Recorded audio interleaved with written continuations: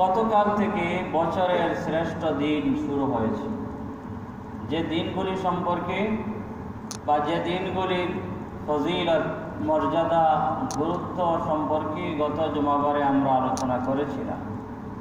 হযরত আব্দুল্লাহ ইবনু আব্বাস রাদিয়াল্লাহু আনহুমা থেকে বর্ণিত, নবীজি সাল্লাল্লাহু আলাইহি ওয়াসাল্লাম ইরশাদ করেছেন যে হাদিসটি বুখারী শরীফ সহ বিভিন্ন হাদিসের কিতাবে এসেছে, বিভিন্ন ইবারতে বিভিন্ন শব্দ দিয়ে এসেছে। তো আমি গত সপ্তাহে যে বর্ণনাটি বর্ণনা করেছিলাম সেটি তিরমিজি শরীফের বর্ণনা। তিরমিজি শরীফের 757 নম্বর হাদিস।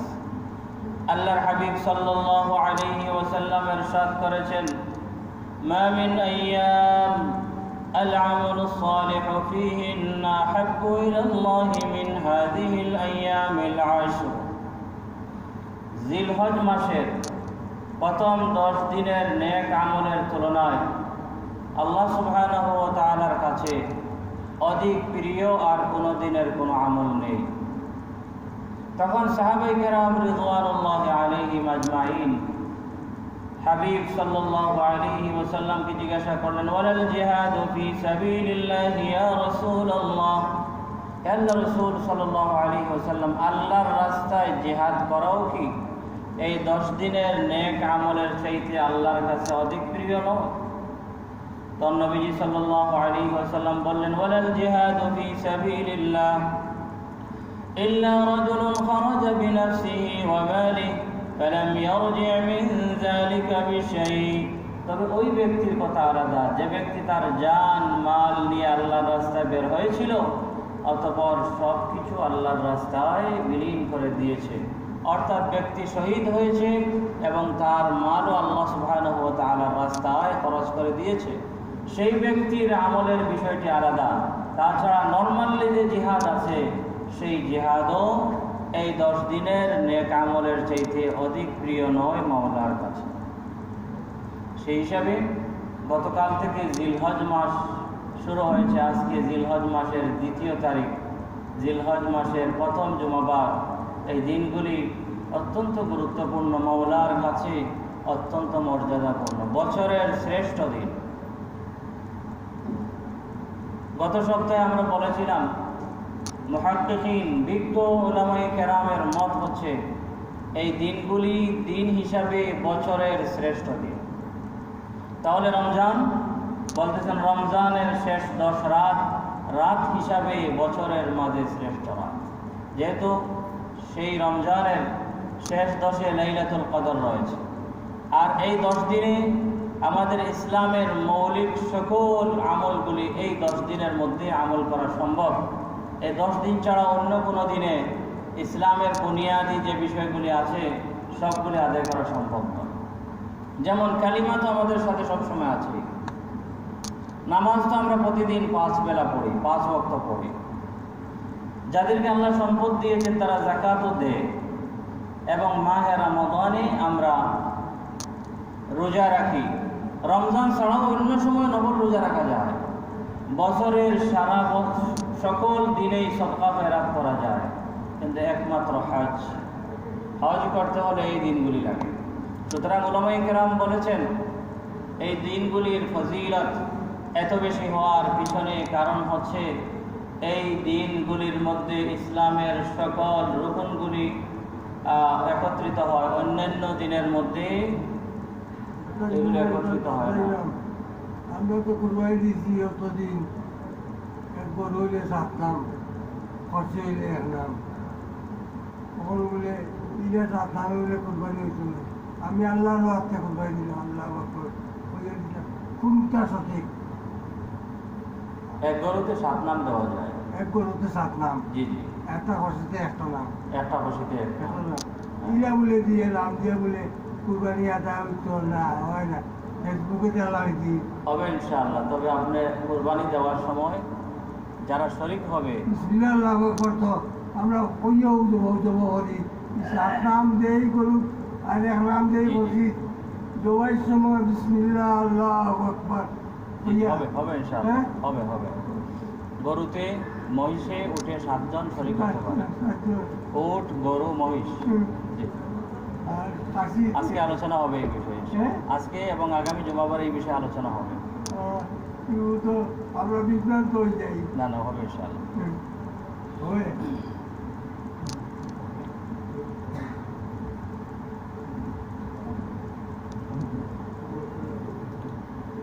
তো এই 10 দিন এই কারণে এত গুরুত্বপূর্ণ। একদিন তো আমাদের থেকে চলে গেছে, আজকে দ্বিতীয় দিন চলে যাচ্ছে।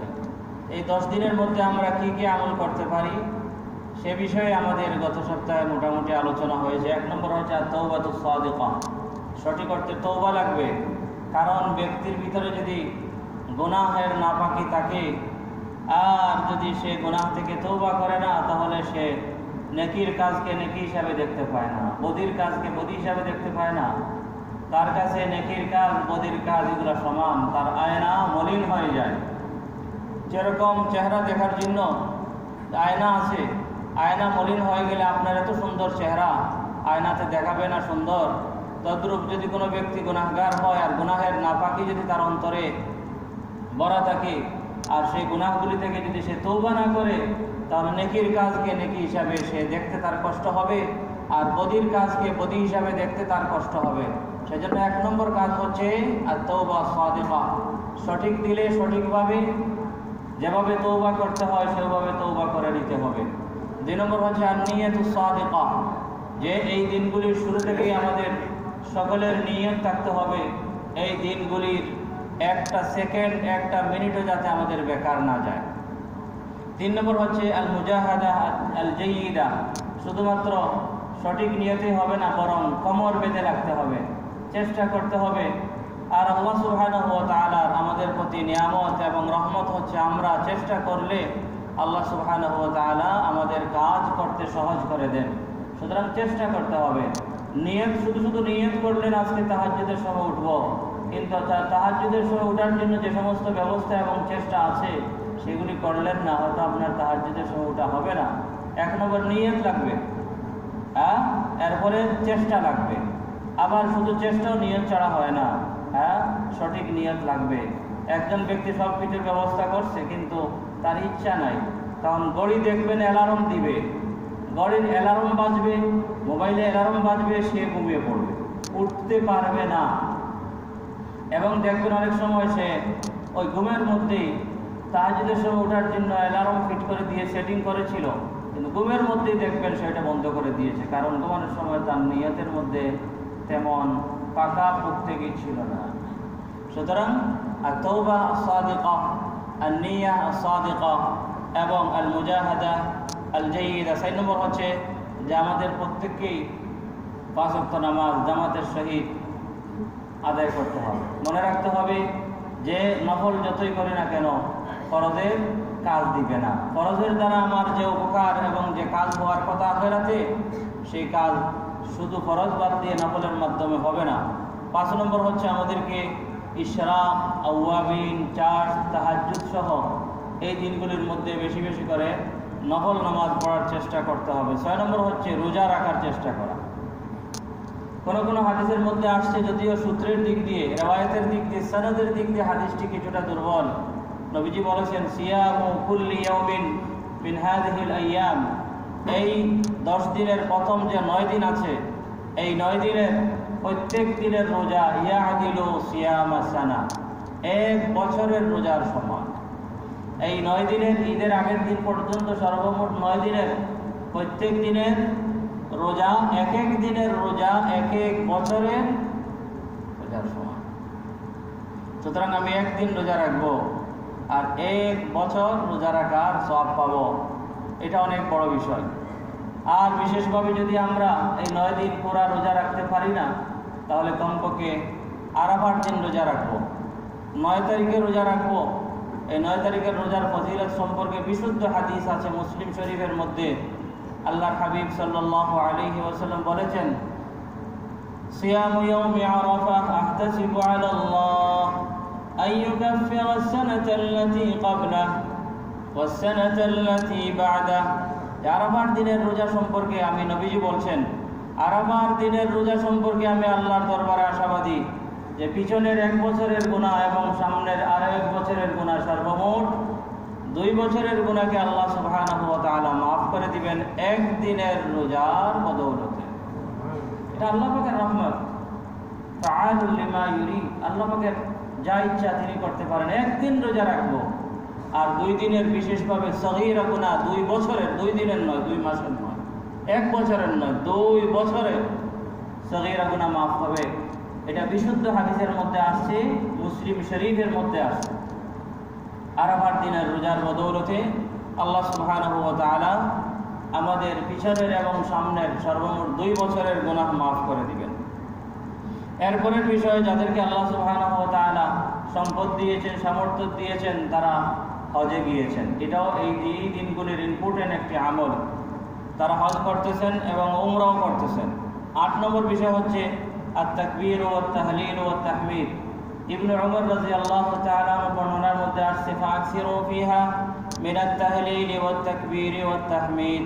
এই দিনগুলির মধ্যে কি করা যায় সেই সম্পর্কে প্রথমে ফজিলতের কথা বলেছেন।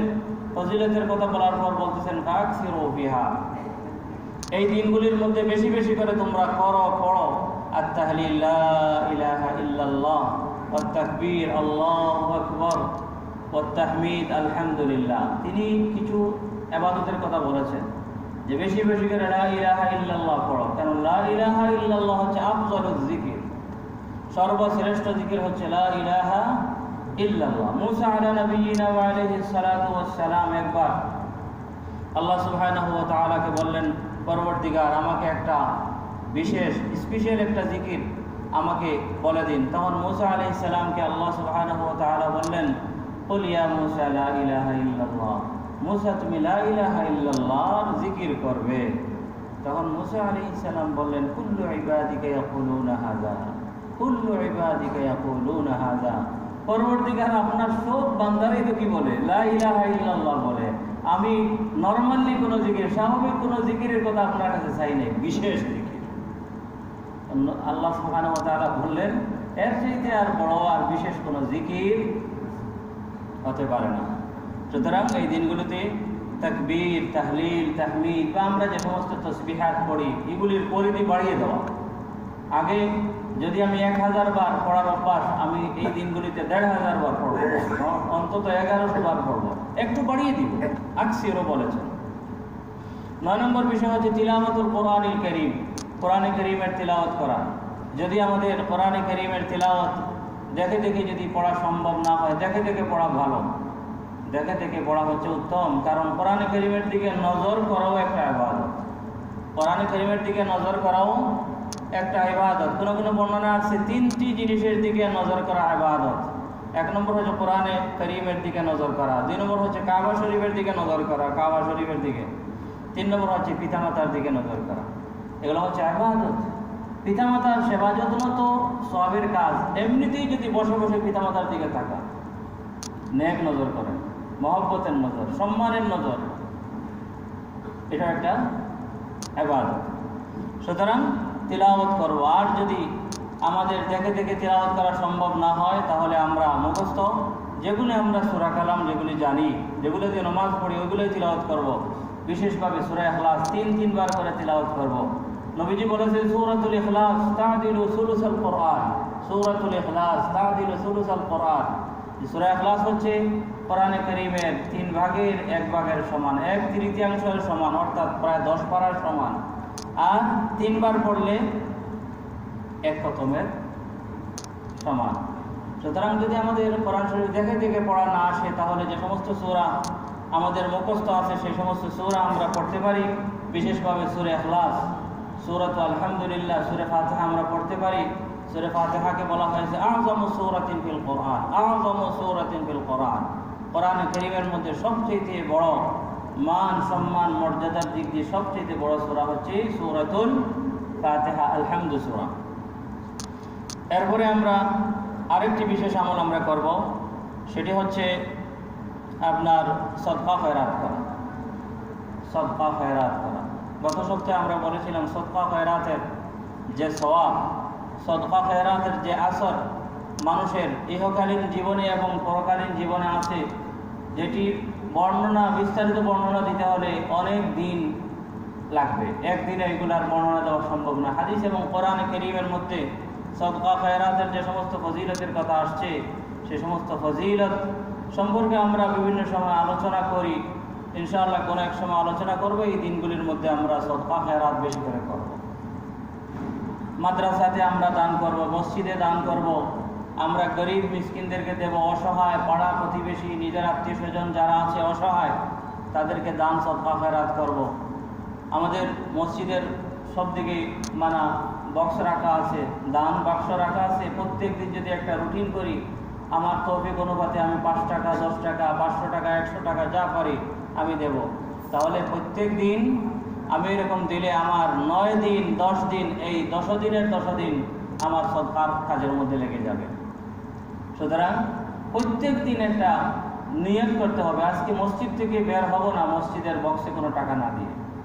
পকেটে হাত দিচ্ছেন মাত্র 5 টাকা, আল্লাহ পাক আপনার নিয়তের উপরে আপনাকে হয়তো 5 টাকার বদৌলতে আল্লাহ সুবহানাহু ওয়া তাআলা আপনাকে নাজাত দিয়ে দিবেন। 5 টাকার ওসিলায় দুনিয়া ও আখিরাত আল্লাহ সুবহানাহু ওয়া তাআলা আপনার মুনওয়ার করে দিবেন, আলোকিত করে দিবেন। কারণ কোন সময় কোন নেকির কাজ মানুষের দুনিয়া ও আখিরাতের কল্যাণে লাগে এটা মানুষ বলতে পারে না, আল্লাহ ভালো জানে। লা তাহকিরান্না মিনাল মা'রুফি শাইআ, কখনো কোনো সওয়াবের কাজকে তুচ্ছ মনে করা ঠিক না। রাস্তাতে আসতেছেন, হঠাৎ করে দেখছেন একটা কাটা ফেলা আছে, অথবা একটা পাথর, অথবা একটা আপনার ইটের একটা টুকরা পড়ে আছে, হঠাৎ করে কেউ মোটরসাইকেল নিয়ে গেলে হয়তো টুসকে হয়তো পড়ে যাবে, আপনি একটু পা দিয়ে লাথি মেরে সরালেন, হতে পারে এটিও আপনার নাজাতের জন্য জরিয়া হয়। একজন বেশ্যা মহিলা যদি কুকুরকে পানি পান করাইয়া জান্নাতি হয়ে যায়, তার জীবনের সমস্ত গুনাহকে বিমোচন করাইয়া যদি জান্নাতি হয়ে যায়, তাহলে একজন মানুষের যদি উপকার করেন তাহলে এটার দাম আল্লাহ সুবহানাহু ওয়া তাআলার কাছে কতটুকু হবে আমি এখানে মিম্বর থেকে বলতে পারবো না, আপনারাও এটা ধারণা করতে পারবেন না। যেদিন কাল কিয়ামতের দিন আপনার নেক আমলের সওয়াব দেখবেন, সেই দিন বুঝতে পারবেন যে এমন একটি কাজ করছি আমি, যে কাজকে তো আমি কোনো মূল্যই দিই না, কিন্তু ওই কাজ কাল কিয়ামতের দিন আপনার বিরাট কাজে আসতে পারে। সেজন্য বলেছেন নবীজি, লা তাহকিরান্না মিনাল মা'রুফি শাইআ। এরপরের বিষয় হচ্ছে সময়ের মূল্যায়ন করা। আমরা অনেক সময় সময়কে নষ্ট করি, অথচ সময়টাই হচ্ছে আমাদের জীবন। সময়টাই আমাদের জীবন, সময় আমাদের জীবনের বাইরে কিছু নয়। সময়কে মূল্যায়ন করতে হবে, অযথা সময় কাটানো যাবে না। এরপরের বিষয় হচ্ছে বিরুল ওয়ালিদাইন। এই 10 দিনের মধ্যে আমাদের নেক আমলের তালিকায় অবশ্যই থাকার দরকার মা বাবার প্রতি ভালো আচরণ, মা বাবার সেবা যত্ন।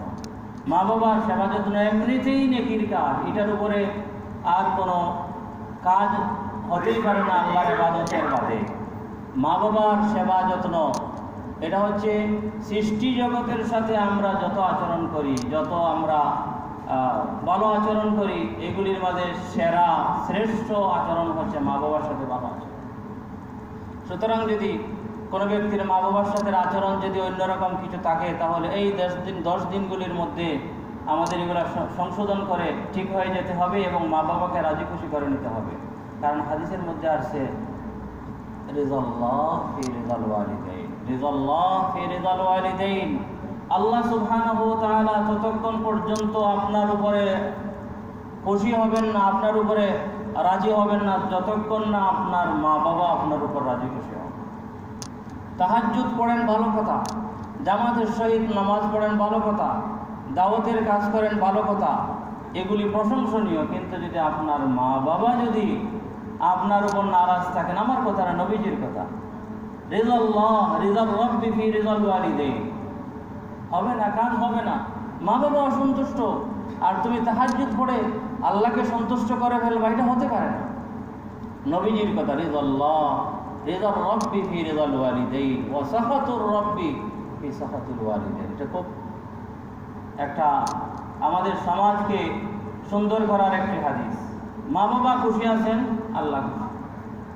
মা বাবা নারাজ, তাহাজ্জুদ পড়েও কাজ হবে না। মা বাবা নারাজ থাকলে আল্লাহ পাক আপনার উপর নারাজই থাকবেন, হাদিসের কথা। এরপরের বিষয় হচ্ছে আল-আমরু বিল মা'রুফ ওয়ান নাহয়ু আনিল মুনকার। সুযোগ পেলেই মানুষকে ভালো কাজের পথে দাওয়াত দিতে হবে, মন্দ কাজ থেকে নিষেধ করতে হবে। এরপরের বিষয় হচ্ছে গদ্দুল বসর, চক্ষুকে আপনার হেফাজত করতে হবে। আপনি রোজা রেখেছেন, নামাজে আসছেন, কিন্তু আপনার চক্ষু হেফাজত করেন নাই, আপনার কিন্তু ওইদিকে কিন্তু বিরাট একটা মিস্টেক হয়ে গেল। সুতরাং আপনার চক্ষুকে হেফাজত করতে হবে। আর অঙ্গ প্রত্যঙ্গ সবগুলিকে আল্লাহ সুবহানাহু ওয়া তাআলার সন্তুষ্টির পথে লাগাতে হবে। অঙ্গ প্রত্যঙ্গ সবগুলিকে আল্লাহ সুবহানাহু ওয়া তাআলার সন্তুষ্টির পথে লাগাতে হবে। সব অঙ্গ প্রত্যঙ্গগুলিকে কি করতে হবে? কন্ট্রোলে রাখতে হবে। বিশেষভাবে জবানকে কন্ট্রোলে রাখতে হবে। এত ভালো দিন, যদি আপনার জবান ফসকে যায়, জবান থেকে যদি আপনার কোনো মন্দ কথা বের হয়ে যায়, আল্লাহ সুবহানাহু ওয়া তাআলা নারাজ হন মতো যদি কথা বের হয়ে যায়, তাহলে এত ভালো দিন, এত বড় দিন আপনার কাজে লাগলো না। সেজন্য আপনার জবান সহ সমস্ত অঙ্গ প্রত্যঙ্গকে কন্ট্রোলে রাখতে হবে এবং সমস্ত অঙ্গ প্রত্যঙ্গকে বলতে হবে যে এই 10 দিন আল্লাহ সুবহানাহু ওয়া তাআলার সন্তুষ্টির বাহিরে কোনো জায়গাতেই তোমরা ব্যবহৃত হতে পারবে না। জবান থেকে শুরু করে একেবারে সকল অঙ্গ প্রত্যঙ্গের ক্ষেত্রে একটা ঘোষণা চলে আসতে হবে, এই 10 দিনে তোমাদেরকে যাতে আল্লাহর নাফরমানির কোনো জায়গায় দেখা না যায়। এরপরের বিষয় হচ্ছে কুরবানি দেওয়া। সামর্থ্যবান যারা আছেন, যাদেরকে আল্লাহ সুবহানাহু ওয়া তাআলা সম্পদ দিয়েছেন, নেশাব পরিমাণ সম্পদ দিয়েছেন, তারা কুরবানি দিবেন। কুরবানি একজনের কুরবানি একটা ছাগল অথবা গরু, মহিষ, উটের 1/7 যদি কেউ 1টা, 2টা, 3টা, 5টা গরু দিয়ে দেয় সমস্যা নাই, কিন্তু ওই যে কুরবানি দেওয়া যেটা ফরজ, ধরেন আমি সাহেবে নেশাব সম্পদের, আমার মালিকানাধীন, আমার প্রয়োজনের অতিরিক্ত টাকা পয়সা আছে নেশাব পরিমাণ। নেশাবের কথা আমরা আগে আলোচনা করেছি ঈদুল ফিতরের সময়। অর্থাৎ প্রয়োজনের অতিরিক্ত যদি কোনো সম্পদ আমার কাছে থাকে, যে সম্পদের মূল্য 7.5 তোলা, 7.5 ভরি স্বর্ণের মূল্যের সমান, অথবা 7.5 ভরি 52 তোলা রূপার সমমূল্যের হয়, তাহলে আপনাকে বুঝতে হবে আপনি নেশাবের মালিক হয়ে গেছেন, নেশাবের মালিক হয়ে গেছেন। তো এই যাকাতের জন্য বছর পূরণ হওয়া শর্ত, কিন্তু কুরবানি এবং ফিতরার জন্য বছর পুরা হওয়া শর্ত না। কুরবানির যে 3 দিন আছে, 10, 11, 12, এই 3 দিনকে কুরবানির দিন বলা হয়। এই 3 দিনের মধ্যে কুরবানি দেওয়া যায়। প্রথম দিনে দেওয়া হচ্ছে সর্বোত্তম, এরপরের দিন ফজিলতের দিক দিয়ে আরেকটু কম, আর এর পরের দিন সূর্য ডোবার আগে আগে করাও যায়, তারপরে সব হচ্ছে আরো একটু কম। প্রথমে হচ্ছে 10 তারিখ, এরপরে মর্যাদার দিক দিয়ে 11, এরপরে 12, এরপরে আর কুরবানির আর সময় নাই। এই 3 দিনের মধ্যে যদি আপনার কাছে নেশাব পরিমাণ সম্পদ আসে, 52.5 তোলা রূপা অথবা 7.5 তোলা স্বর্ণ, অথবা যে কোনো সম্পদ যেটি আপনার প্রয়োজনের অতিরিক্ত, সেরকম কোনো সম্পদ যদি আপনার কাছে থাকে যাহার মূল্য 52.5 তোলা রূপার মূল্য হয়ে যায়। উদাহরণস্বরূপ বলি, ধরেন আমি এখন রেট জানি না রূপার রেট কীরকম, উদাহরণস্বরূপ বলি, যদি বর্তমানে 52.5 তোলা রূপার বাজার মূল্য হয় 1 লক্ষ টাকা, আমি আনুমানিক ধরছি, তাহলে ওই 11, 12, 10, 11, 12 এই 3 দিনে যদি আপনার কাছে দেখা যায় 1 লক্ষ টাকা আছে, আর এই 1 লক্ষ টাকা আপনার প্রয়োজনের অতিরিক্ত, অথবা এমন জিনিস আছে যেটা আপনার প্রয়োজনের অতিরিক্ত, আপনার দৈনন্দিন জীবনের প্রয়োজনে লাগে না, সেটার মূল্য ধরেন 1 লক্ষ বা তার সাথে বেশি, তাহলে বলবো আপনি সাহেবে নেশাব হয়েছেন, আপনার উপরে কোরবানি করা ওয়াজিব। সুতরাং বছর পূরণ হতে হবে না, 10, 11, 12 এই আইয়ামে কোরবানির সময় যদি আপনি এই সম্পদের মালিক হন, তাহলে আপনার উপরে কোরবানি ওয়াজিব হবে, আপনি কোরবানি দিবেন। আর কোরবানি দেওয়া মানে 1 গরু দেওয়া এরকম কিছু না, কোরবানি দেওয়া মানে হচ্ছে ছাগল একটা দিবেন, অথবা গরু, মহিষ, উটের 1/7 দিবেন। আল্লাহ সুবহানাহু ওয়া তাআলা আমাদের সবাইকে এই 10 দিন সঠিকভাবে কাজে লাগানোর তৌফিক দান